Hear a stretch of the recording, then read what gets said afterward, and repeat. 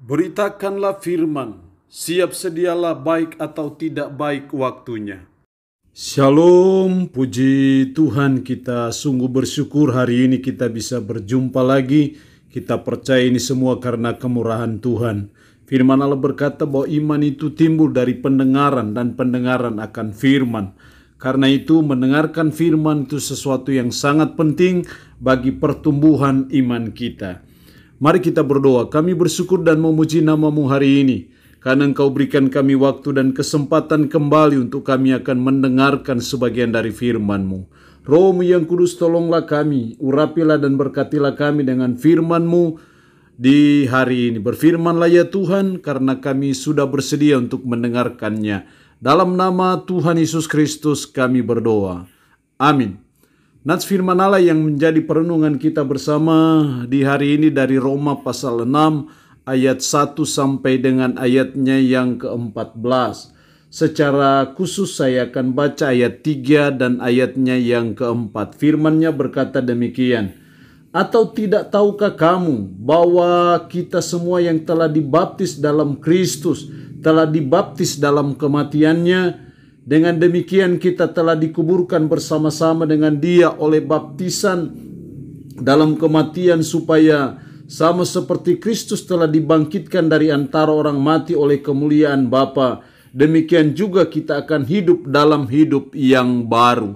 Demikian firman Allah hari ini yang mengajar kita, menasihati kita.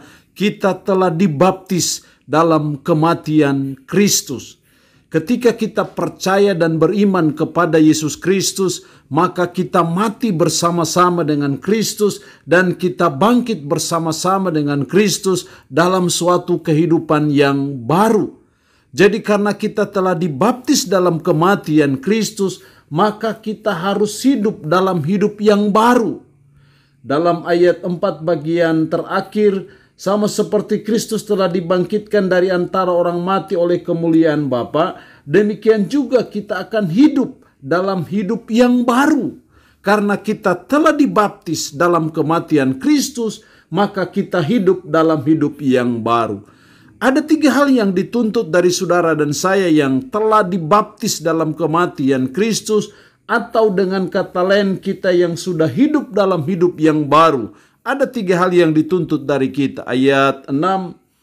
Karena kita tahu bahwa manusia lama kita telah turut disalibkan, supaya tubuh dosa kita hilang kuasanya, agar jangan kita menghambakan diri lagi kepada dosa. Agar jangan kita menghambakan diri lagi kepada dosa.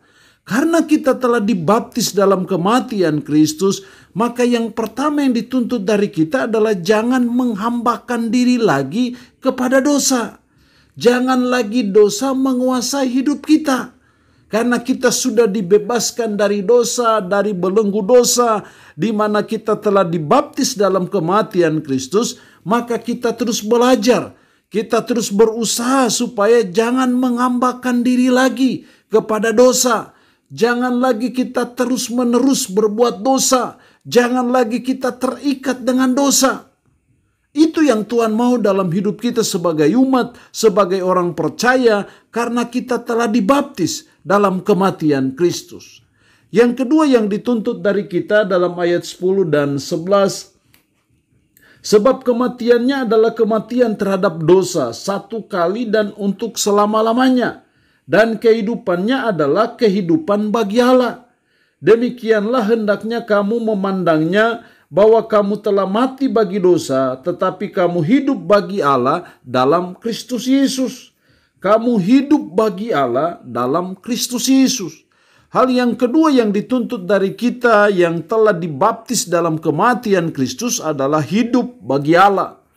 Kalau selama ini kita hidup hanya bagi diri sendiri, kalau selama ini orientasi kehidupan kita hanya untuk membangun kerajaan sendiri, maka ketika kita telah dibaptis dalam kematian Kristus, maka kita sudah harus hidup bagi Allah.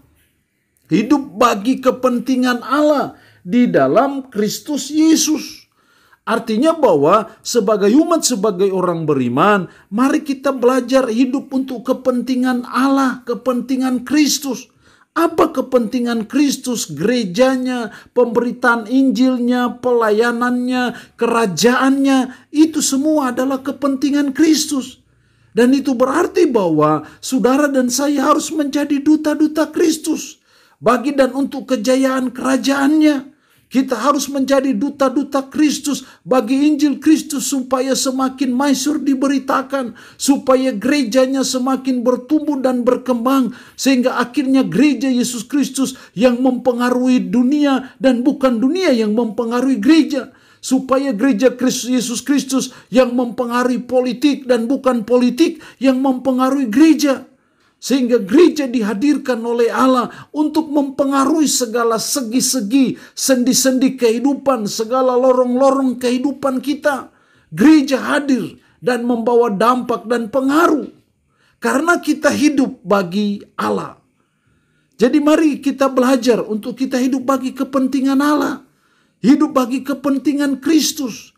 Bagi gerejanya, bagi Injilnya, bagi pelayanannya. Itu yang Tuhan mau dalam hidup kita sebagai umat. Yang ketiga, karena kita telah dibaptis dalam kematian Kristus, ayat 13. Dan janganlah kamu menyerahkan anggota-anggota tubuhmu kepada dosa untuk dipakai sebagai senjata kelaliman. Tetapi serahkanlah dirimu kepada Allah sebagai orang-orang yang dahulu mati, tetapi yang sekarang hidup. Dan serahkanlah anggota-anggota tubuhmu kepada Allah untuk menjadi senjata-senjata kebenaran. Hal yang ketiga, karena kita telah dibaptis dalam kematian Kristus, mari kita menyerahkan anggota-anggota tubuh kita untuk menjadi senjata-senjata kebenaran. Kalau dulu kita pakai tubuh kita untuk menjadi senjata-senjata kelaliman, kita menyerahkan anggota-anggota tubuh kita untuk dipakai oleh dosa, untuk kita berbuat dosa. Tapi sekarang setelah kita telah dibaptis dalam kematian Kristus, kita menyerahkan anggota-anggota tubuh kita untuk dipakai sebagai senjata-senjata kebenaran. Kalau mulut selama ini kita pakai untuk memaki orang, untuk menghina orang, kita serahkan untuk senjata-senjata kebenaran, memuliakan orang, memotivasi orang, menasihati orang. Kalau kaki ini selama ini kita pakai untuk kita menendang orang, untuk kita menendang istri kita, mari kita mulai pakai kaki kita ini untuk berjalan memberitakan Injil. Kalau tangan ini selama ini kita serahkan kepada dosa untuk kita memukul orang dengan sembarangan, mari kita mulai pakai tangan ini untuk memuliakan Tuhan. Tangan ini untuk kita bekerja dalam pelayanan. Itu artinya kita menyerahkan anggota-anggota tubuh kita untuk dipakai sebagai senjata-senjata kebenaran. Kalau pikiran kita ini selama ini hanya berpikir yang kotor, berpikir yang negatif, kita serahkan kepada Allah untuk dipakai sebagai senjata-senjata kebenaran, untuk memikirkan kemajuan kerajaan Allah, memikirkan kemajuan gereja, memikirkan kemajuan pelayanan, memikirkan kemajuan pemberitaan Injil.